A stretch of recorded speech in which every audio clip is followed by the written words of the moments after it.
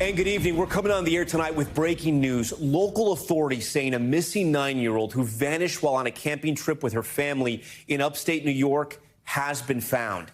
This is Charlotte Sena. She had been missing for more than 48 hours after vanishing while on a solo bike ride Saturday night. She was at Moreau Lake State Park, about 50 miles north of Albany, and only 15 minutes from where she grew up. We want to walk you through what happened. Police say at 6:15 Saturday night, she had finished a bike ride with family, friends, and asked to go around a loop in the park one more time. She was wearing a tie-dye Pokemon shirt. After 15 minutes, she did not return, leading her parents, family, friends, and other campers to launch their own search. At 6:45 p.m., her bike was found, but no sign of Charlotte. Police have not released details on the condition of that bike. Within minutes, her parents frantically called 911, and by 7 at night, just 45 minutes after she left for that bike ride, state police were on the scene.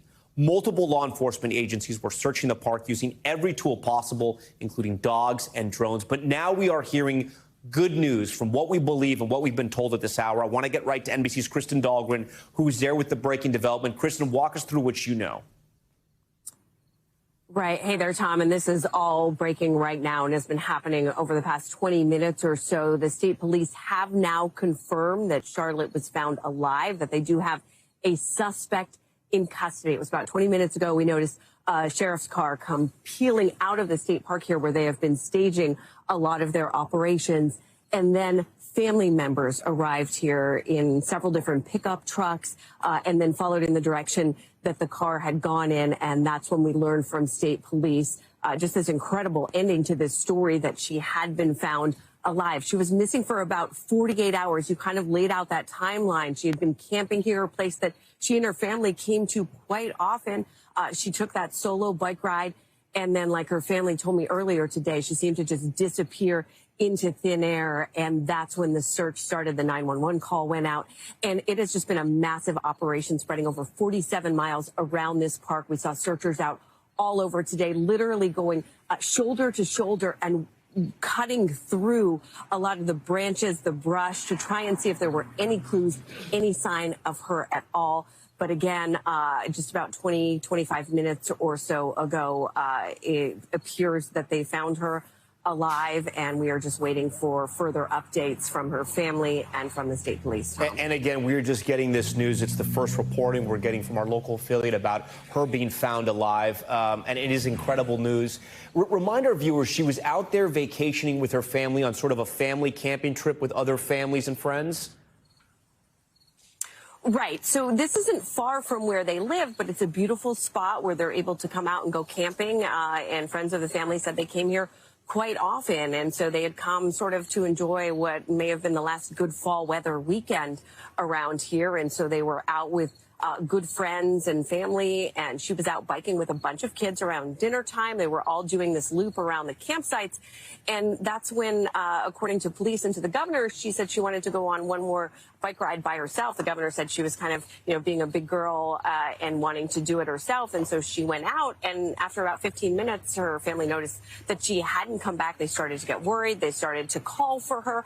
Other people in other campsites joined into the search, and somebody found her bicycle about half an hour after she had left, and then there was just no sign of her from there until tonight, Tom.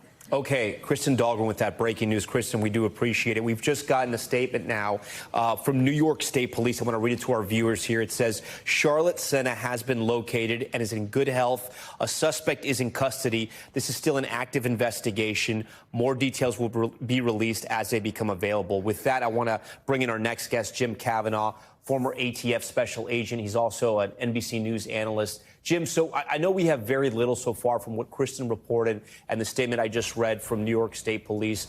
What can you gather? Because it's been 48 hours. Luckily, they're saying she was found alive, which is incredible news.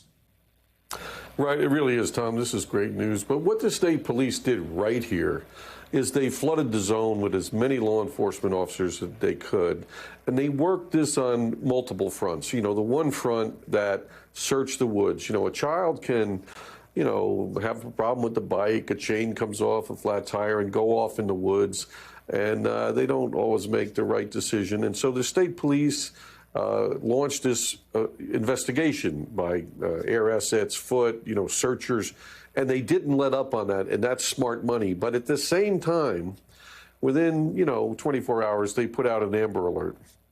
And they said, look, we think she might have been abducted. Now, they would have examined the bike, Tom, and as you correctly reported, we do not have the information on the bike, the condition of the bike, anything that might have been wrong with it, any evidence that might have been there.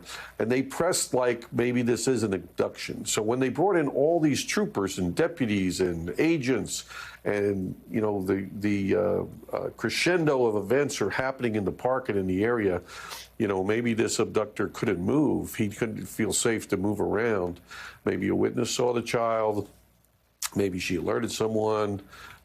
Maybe she escaped from his grip. We don't know the answers, but they had so many officers there. Whatever information they were able to get, they could exploit it quickly, and then they have her safely and someone in custody, or at least under questioning, to see, what is he doing with the child?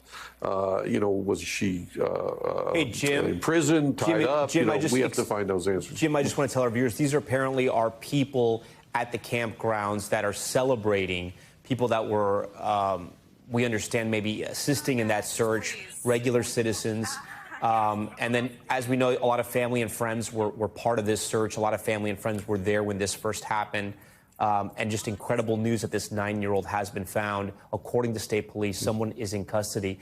I think the incredible part about this story is that we've just spent weeks, I think about 2 weeks, right, or so, covering that escape from a Pennsylvania prison where that fugitive was hiding out in the woods forever, and that thick brush. It's so hard to find people. And then I was looking at Kristen's live shot, and it's just 7:04 on the East Coast, and Charlotte disappeared at around 6 o'clock, 6:15, so the sun was coming down. I can't imagine what those parents were going through. And step one for law enforcement was essentially looking for this 9-year-old child in pitch black conditions. Yeah.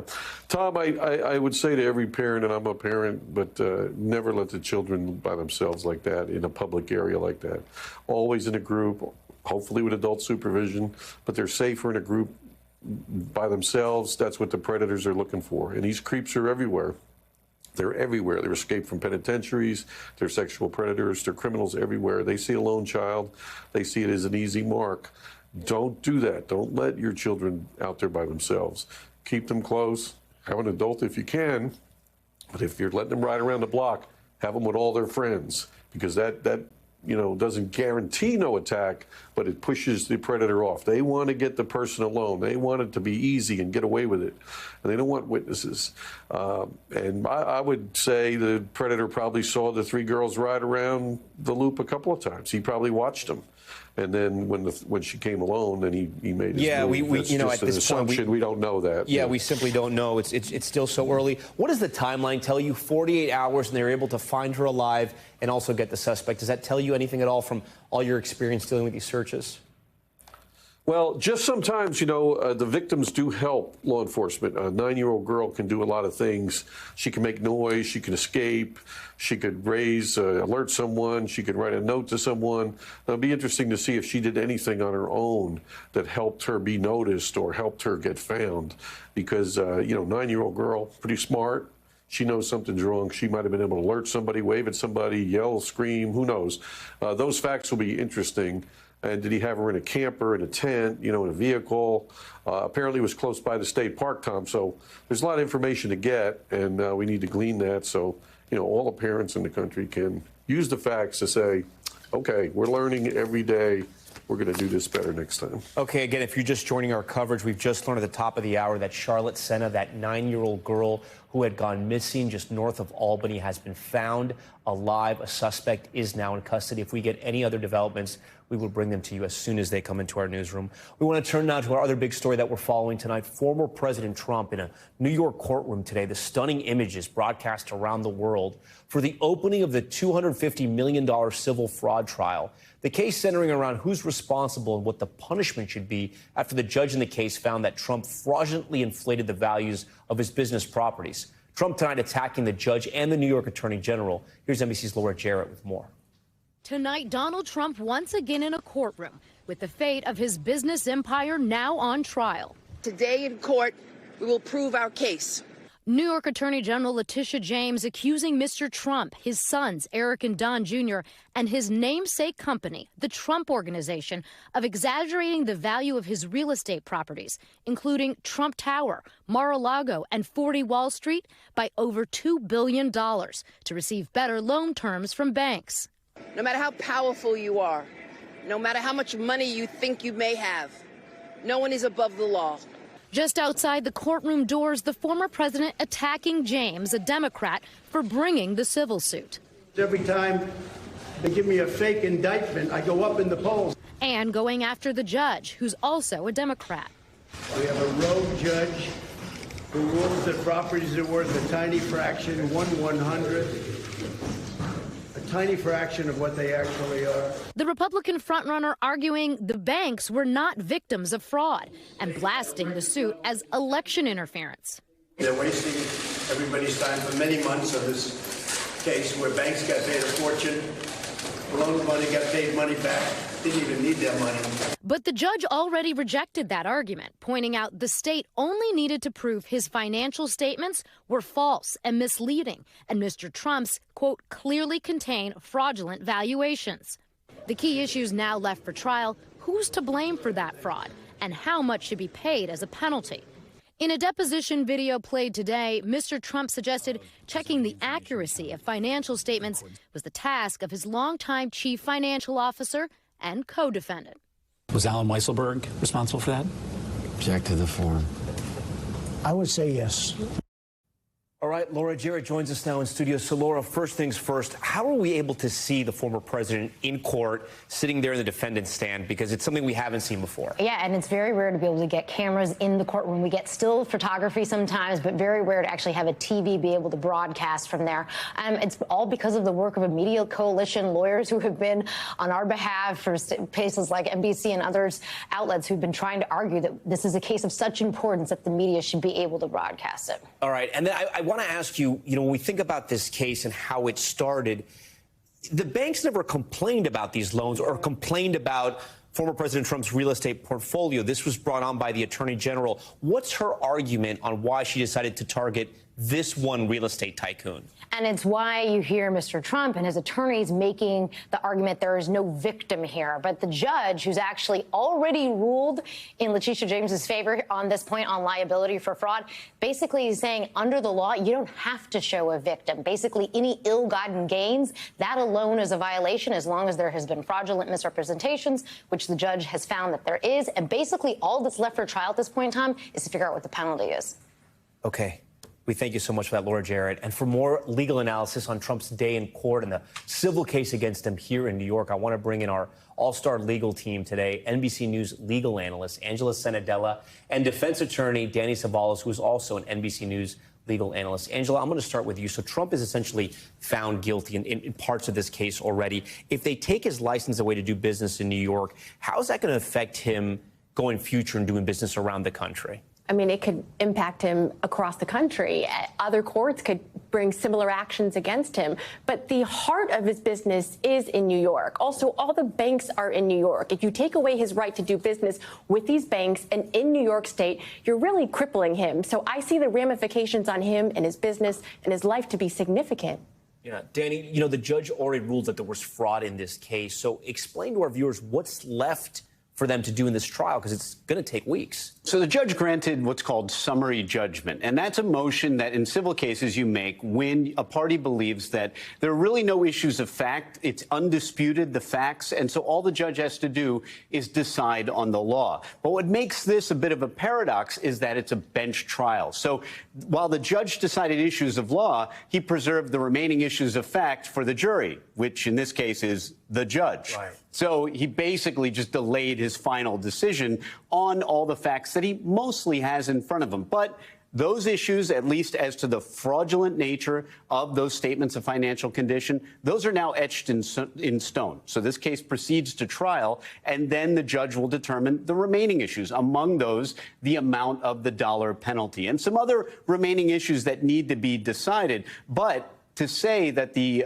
Attorney General's office is in the pole position here is an understatement. There's nothing better in a civil case than going to trial when most of the issues of liability have been determined in your favor on summary judgment. Angela, can you think of any legal strategy on why former President Trump decided to show up in court today and then blast the judge outside, even though, as Danny pointed out, there's no jury in this case, it is the judge? Yeah, I really think that was a poor legal strategy. The only thing I could think of is that it's meant to preserve appeal, that he's just basically saying this case is done, this judge is biased, I am going to go straight for appeal. I believe he was just throwing it all away today. One of the prosecution's key witnesses is going to be Michael Cohen. I've talked to you before about Michael Cohen as a witness in a case. Would you put him up? Because he has a long history with former President Trump. Obviously, he has a legal history with him, but he's also in current litigation with him. He's written books against him. He went to prison, I should say, for some of the crimes he committed. Is he the kind of person you want to have to put on the stand? The reality is people like Michael Cohen are frequently who cooperating witnesses are. And this isn't a criminal case, but it's a lot like a criminal case in the sense that if they were to call Michael Cohen, then he has all the classic problems of every cooperating witness. And in fact, it's almost a script that I could read to you, which is they would call Michael Cohen and then the defense would go through the usual questions. Isn't it true that you're here because you got caught, you're singing for your supper, you're getting a deal, all the old chestnuts for every cooperating witness. But the reality is, the Attorney General's office doesn't really need Michael Cohen all that much. Yeah, maybe they call him to authenticate some documents, but this is a documents case. This case can be won on the documents alone. You have to call people in to authenticate them. Every piece of paper that you introduce in evidence in court has to be at least authenticated by a human or in some other way. But once that's done, you don't need Michael Cohen that badly. So the Attorney General's office knows this. They may call him. They may not. If they need him for a document, they'll call him. But they're not going to balance their entire case on Michael Cohen. The genesis of this case, because you're a defense attorney, if you were defending former President Trump, would you look at the genesis of this case and say, listen, Mr. President, they're coming after you because of everything you said while you were president, because you're a Republican, and this is purely political? Or do you think there is a big legal case here and he was not targeted just for politics? I think the argument could, well, you could say both. Here's why. This case likely had its genesis in large part when Michael Cohen went before Congress and talked about all the bad things that he said Donald Trump was doing in business. And guess what? For better or worse, that's how a lot of prosecutors, specifically federal prosecutors and attorney general's offices, which don't have the resources, and it's not the attorney general's job in New York to prosecute street crime. Yeah. They are essentially an office of cherry picking. And a lot of times they get their ideas from what they see on TV, for better or for worse. They see something on TV, they think it's an issue, they investigate, and that's likely a lot of the reason that this case was initiated. But if it is stamping out an evil in the financial community, then however they found out about it, so what, right? A lot of what ifs here, but if he wasn't former President Trump, if he was just Donald Trump and he had never become president, do you think he'd be in this position? Oh, I love this. I love rampant conjecture, and I'm glad to do it because, yes, would Donald Trump be in all this trouble if he hadn't started going on a national and international stage, become the president, and ranting the way he does? Of course not, because I think for the most part, look, he's been doing this kind of business in New York for decades. How did he fly under the radar, Tom? How did that happen? It's only because he had someone like Michael Cohen come out against him and testify before Congress, unless it's to be believed that he was being investigated all through these decades, and they were right on the cusp of going after him, the Attorney General's office, which, by the way, this is not a criminal case. They were investigating him all this time. But, I mean, to President Trump's, to put out what he was saying, the banks got into deals with him, too. The banks had lawyers, too. They reviewed all these contracts. The banks, and the banks aren't the ones crying foul here. Yes, but that is actually a deceptive argument, and I'll tell you why. Okay. Because the argument that he makes when he walks out of the courtroom that, hey, I never defaulted, the banks never were harmed by this, what happens, and he knows this, he understands finances, if nothing else. Yeah. When you lie to a bank about your asset value or inflate the value of your property, you are imposing on that bank, without it knowing about it, risk. In other words, they're loaning you money based on a risk that they've assessed that is fraudulent. So even if you pay back the loan and there's no harm, no foul, that risk that you expose the bank to is a tangible one. They are a victim in that sense. Maybe not in the criminal sense. In fact, sometimes, yes, in the criminal sense. But in this case, the argument that, hey, I paid everything back, so no big deal. You're essentially saying that as long as I pay back the loans, it's OK to put whatever you want in your statement of financial condition, that I have $1 billion and I have all the money in the world, so please loan me this money. Angela, what's the worst case scenario for the president here? In this case, it's not prison time, correct? It's fines and losing his licenses to operate in New York. Right, and it's huge fines, up to $250 million. But I'm going to respectfully disagree a little with Danny here and say that I want to see these bank officials get on the stand. Are they going to incriminate themselves and say that they just breached their fiduciary duties, did not do their due diligence? Or is it possible that on the stand they are going to provide some argument that shows that Trump's valuation is somewhat reasonable? And if that is the case, if they are showing that the judge and Trump and the bank had different valuations, isn't that in itself an argument that there is subjectivity of appraisal? And I'm going to agree with her disagreement here, because she's right in the sense that Trump already submitted the affidavit of an expert to Justice Engoron, and Justice Engoron basically dismissed that affidavit of that expert, but basically saying, hey, these statements of financial condition in our business, they don't mean nothing. You should go out and do your own due diligence, which is pretty shocking when you think about the state of the industry if this is going on. And the amount of money that we're talking about, you're talking about that risk, you think they would do their due diligence? You think they would, but they're not a defendant in this case. It's just Trump. So maybe they'll come in and talk about it. Former president's fault. Guys, thank you so much. You brought up a lot of great points. We could keep talking about this, but we got to move on. Great having you, Angela, Danny. Always a pleasure. Now to that deadly church roof collapse in Mexico. Authorities say the roof of a Catholic church near the port of Tampico caved in while dozens of people were participating in a Sunday mass. The collapse killing at least 11 and injuring 60. Marissa Parra reports. In a North Mexican city, the search for survivors grows desperate. This is all that's left of a Santa Cruz church after the deadly collapse of a building's roof during Sunday Mass. The moment captured on this surveillance camera. Out of nowhere, the roof is seen completely caving in. State security officials are still investigating, but say the cause is most likely a structural failure. Families are seen desperately looking for their loved ones in the debris. Hoy estamos viviendo un momento muy difícil en nuestra diócesis de Tampico. Se ha colapsado el techo de una iglesia de la Santa Cruz, estando en la celebración de la Eucaristía. The collapse happened in Ciudad Madero, in the Mexican state of Tamaulipas, which borders Texas and the Gulf of Mexico. Military personnel and emergency services have been working around the clock.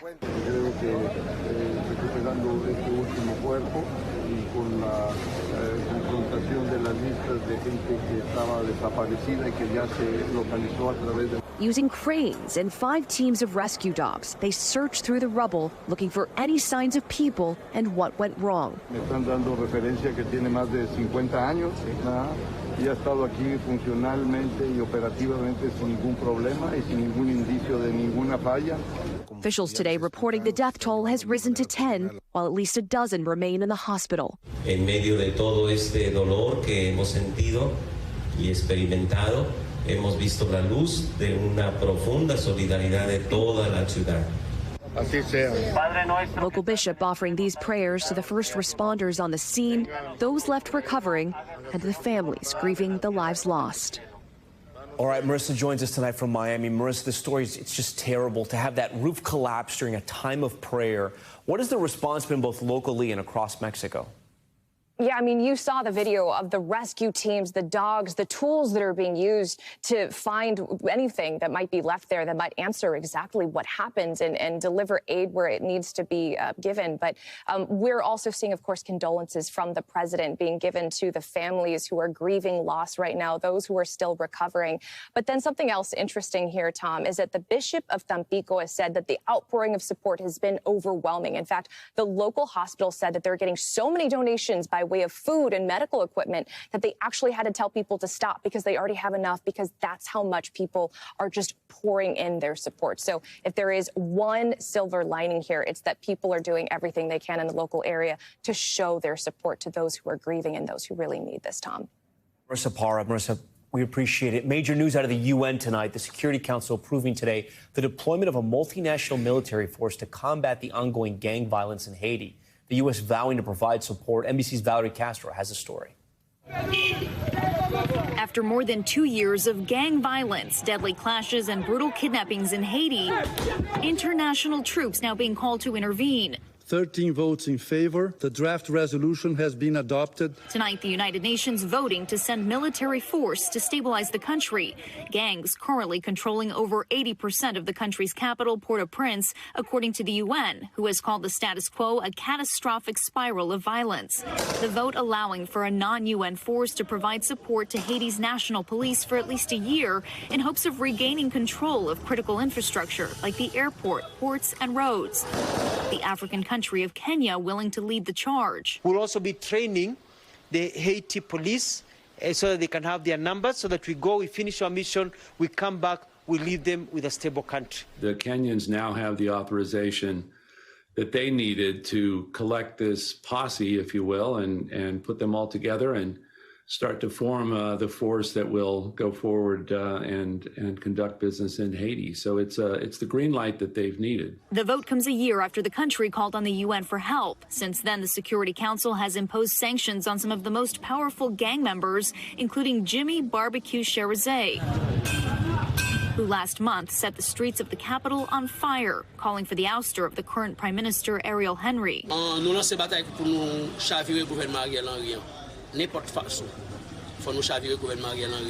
Gang members holding weapons at the ready, some keeping their faces covered, though their gang leader says they have nothing to hide.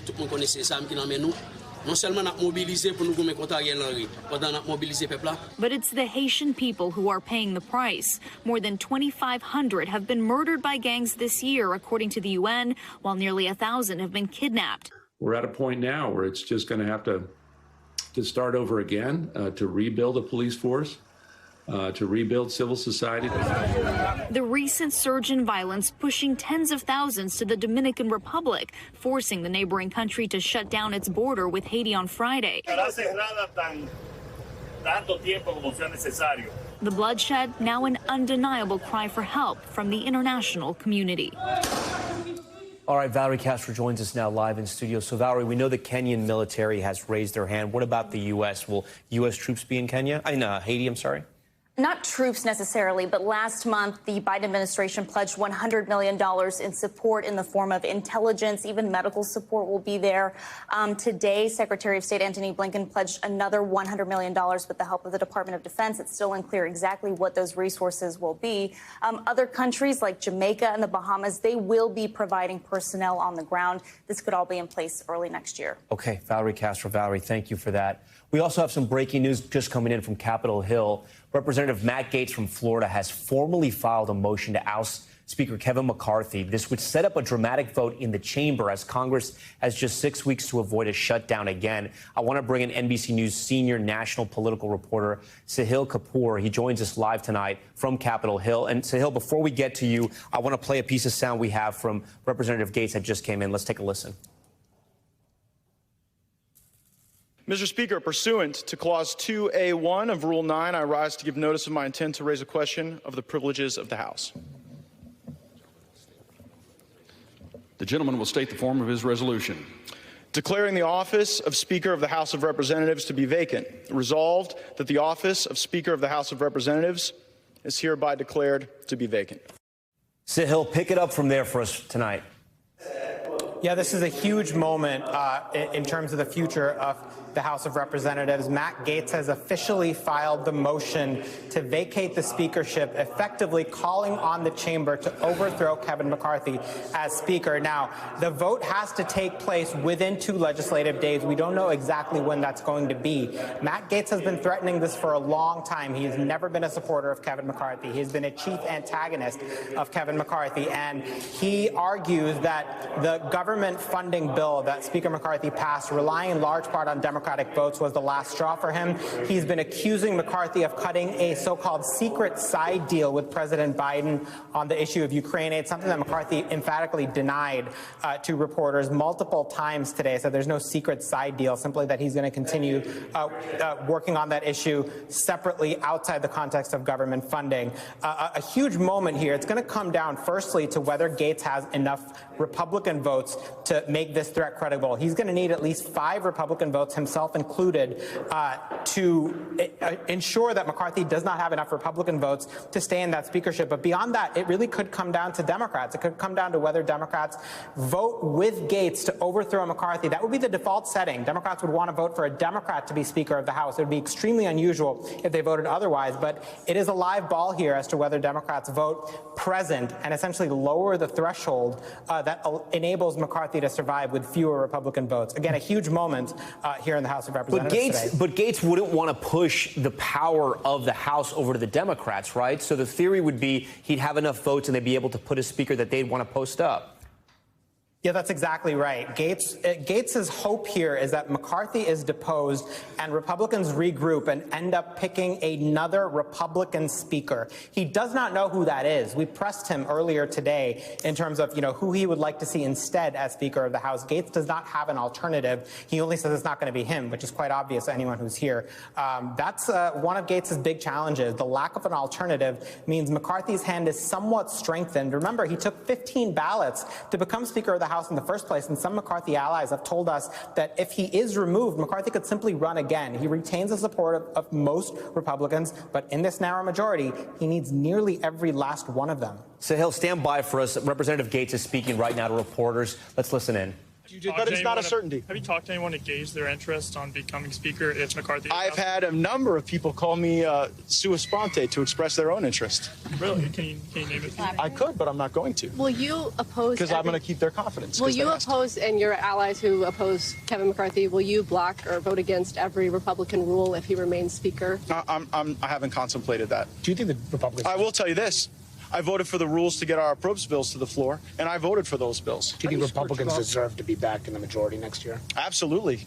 Why? I mean, it's not really something voters would think about, that you guys are functional up here by this kind of fight. Well, I mean, Manu, the big fight so far has been me introducing a motion to have a vote on whether or not Kevin McCarthy still has the confidence of the members of the House of Representatives. That's a very different thing than your third grade teacher trying to tell your kid what gender they are. So I think that we deserve to be in the majority in large part based on the unacceptable option that is the alternative. Are you concerned that you're going to frustrate some of your fellow Republicans to the point where they may want to raise the threshold to oust the Speaker at some point?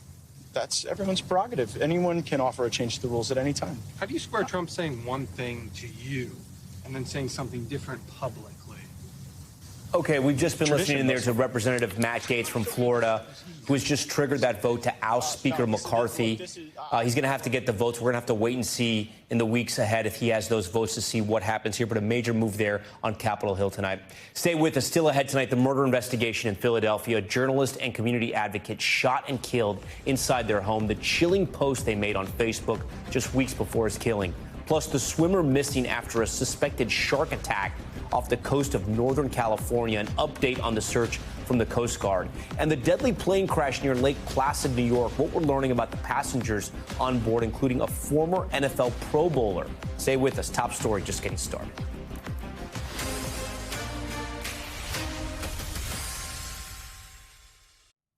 We're back now with a manhunt underway in Philadelphia tonight after the murder of a journalist and activist known for speaking up for underserved groups in his community. He was shot and killed inside his home just weeks after posting on social media that he was threatened. Our George Solis has the details. Tonight, police are investigating the brutal murder of Philadelphia journalist and LGBTQ rights activist Josh Kruger. He was loved by so many people. He didn't deserve what happened to him. Someone in your house, you're in your house, and someone could just barge in and kill you? And for what? Kruger was shot 7 times inside his home early this morning, according to police. Traces of blood still visible on his front steps. Police say there were no signs of forced entry, and the shooter fled the scene. Kruger recently posted on social media about incidents of apparent vandalism and harassment. According to police, in late August, a glass egg was thrown at Kruger's front window. And just 2 weeks ago, he wrote on Facebook that he'd been threatened by a person that came to his door. Police say those incidents are now part of the investigation into his murder. As a journalist, Kruger covered a variety of political and humanitarian issues. On his website, noting his own experience with homelessness, HIV, Philadelphia's street economy, trauma, and poverty informed his writing. He made lots of friends and probably as many enemies, but all for good reason, because he was fighting the good fight for sure. Kruger also spent 5 years as a City of Philadelphia spokesperson. Tonight, Mayor Jim Kenney writing, his intelligence, creativity, passion, and wit shone bright. His light was dimmed much too soon. Okay, George Solis joins us tonight from Philadelphia. George, do police have any word yet on a motive? Yeah, Tom, no motive yet. This investigation is still in its early phases, but I should note, police officials tell me they are looking at doorbell surveillance video found at the home, and they hope that'll help them solve this case. Tom? Okay, George Solis. George, thank you. When we come back, the machete attack out of Miami. New video shows a driver getting out of his car, walking up to a man on a scooter and swinging a machete at his head, what police say led to the frightening scene.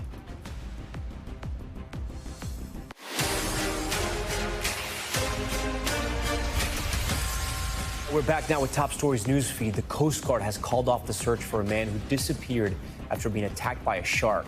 The man was swimming with a small group of people at Point Reyes National Seashore in Northern California on Sunday.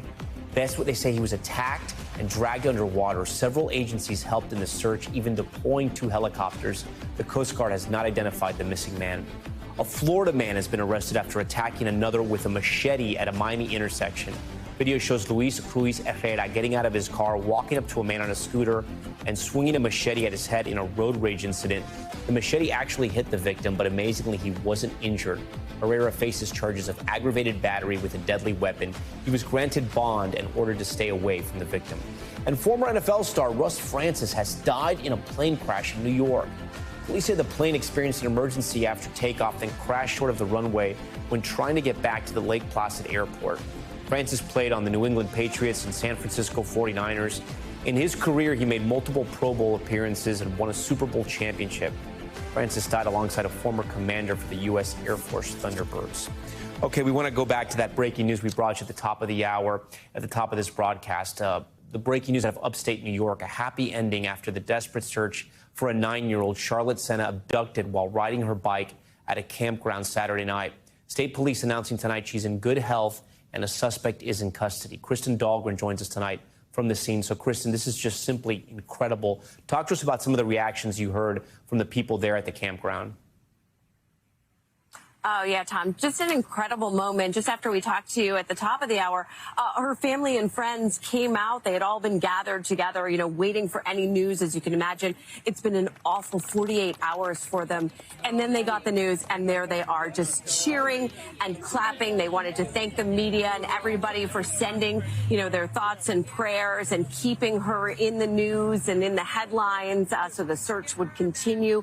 Really just an emotional moment there. They said they hadn't been able to see her yet, that they were still waiting for that reunion. I imagine that's going to come at some point in the overnight hours. But really just a wonderful moment as they got that news that she was found alive, Tom. Kristen, any other news, any other reporting? I know it's just coming in about the suspect who's been arrested. Right. So we do know from the New York State Police that they have arrested a suspect. They are not giving any additional information at this time. And they said the next update, official update, won't come until sometime tomorrow morning. And so they are now working, as they have been, on a search for the past 48 hours. Now they're working on their investigation to see what happened to Charlotte and what role this suspect may have played. And so that is continuing into the overnight hours as well, Tom. Okay, Kristen Dahlgren first. Kristen, thank you for that. Coming up, a widespread bedbug infestation right in the city hosting the next Olympic Games. The images of the bedbug seen here on trains will make your skin crawl. How they're trying to get rid of the pest in the City of Lights. That's next.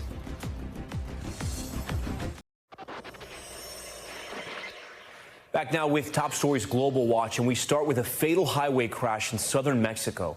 A speeding truck packed with 27 Cuban migrants crashed after the driver lost control. The accident killing 10 women, including a child, and seriously injuring the rest of the passengers. The driver fled the scene. The migrants had been making their way towards the U.S. and had just crossed over from Guatemala into Mexico. And Turkey striking back after a suicide bombing in the capital city. Counterterrorism forces detaining 20 people linked to the Kurdish militant group known as PKK after they claim responsibility for the attack that injured 2 police officers. Hours later, the Turkish military launching airstrikes in northern Iraq, targeting and destroying targets including bunkers, depots, and caves used by PKK. And there's a giant explosion in England, a massive fireball lighting up the Oxfordshire skies with an orange glow. Police saying lightning struck gas containers at a power plant and caused the blast. 40 firefighters and 6 fire engines battling that flames. Fortunately, no one was injured. Staying in Europe, we head to Paris now, where the city is dealing with an infestation of bed bugs. Social media videos showing the pest in trains, movie theaters, and other public places. You see them right there. City authorities are now ramping up efforts to get a handle on the situation before the big Summer Olympics. NBC's Raf Sanchez has the details. Tonight, the city of Paris battling a widespread infestation of bed bugs. Oui, on a peut-être même une quinzaine, parce qu'il y a beaucoup des petites, des toutes petites. Videos going viral on social media in recent weeks uncovering the less glamorous reality in the City of Lights. Bedbug sightings in trains and movie theaters across the city are becoming the new normal, leaving residents and visitors on edge. It really traumatized me, says this woman. I'm actually taking the train right now, and to be honest, I'm not serene. It's surprising, this man says. The fact we can actually see them means there are a lot of them, and they're being seen in the day when they usually come out at night, so that's a big problem. According to a report from France's National Agency for Food, Environment and Occupational Health, the upsurge in bedbug infestations in recent years has been caused by the rise in travel and the increasing resistance of bedbugs to insecticides. With the Paris Olympics less than a year away, authorities now ramping up efforts to get a handle on the situation. One member of Paris City Hall saying, "I call on the Prime Minister, Elizabeth Borne, to organize a conference on the fight against the invasive species." And next week, the Transport Minister plans to meet with public transportation providers to brainstorm a plan of action for infested trains. Because right now, Paris is losing this battle to exterminate and eradicate the unwelcome pests. Raf Sanchez, NBC News. I'm Tom Llamas in New York. Stay right there. More news on the way.